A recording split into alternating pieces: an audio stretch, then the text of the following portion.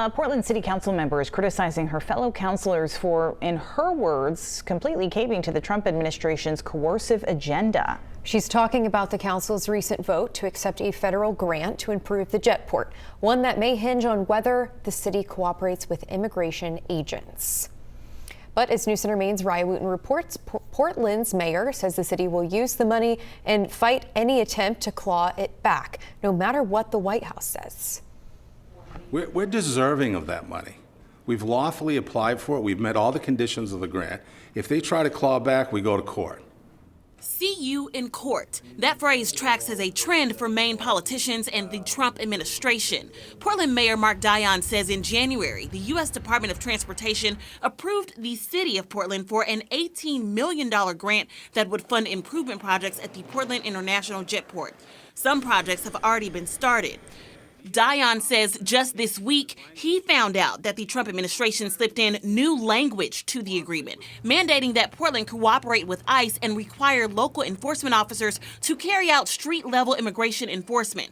Maine and 19 other states now enter litigation against the federal government.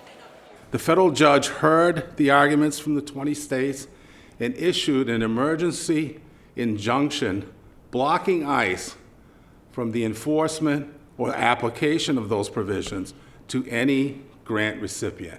Despite new language being added to the DOT grant, Mayor Mark Dion says the city of Portland will not comply with ICE. We believe taking the money is the right thing to do. We believe it's our money to begin with.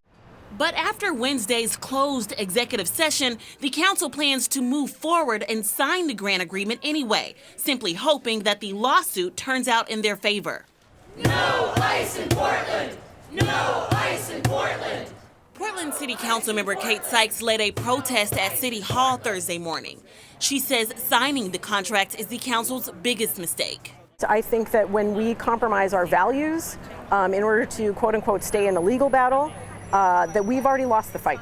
Sykes says this decision should not have been made through executive session, noting that Portland is now more at risk of federal overreach. Immigrants need to be able to trust that when they call 911 to call police to their door, they will not be abducted and sent to a prison somewhere outside of our country. In Portland, Raya Wooten, News Center, Maine.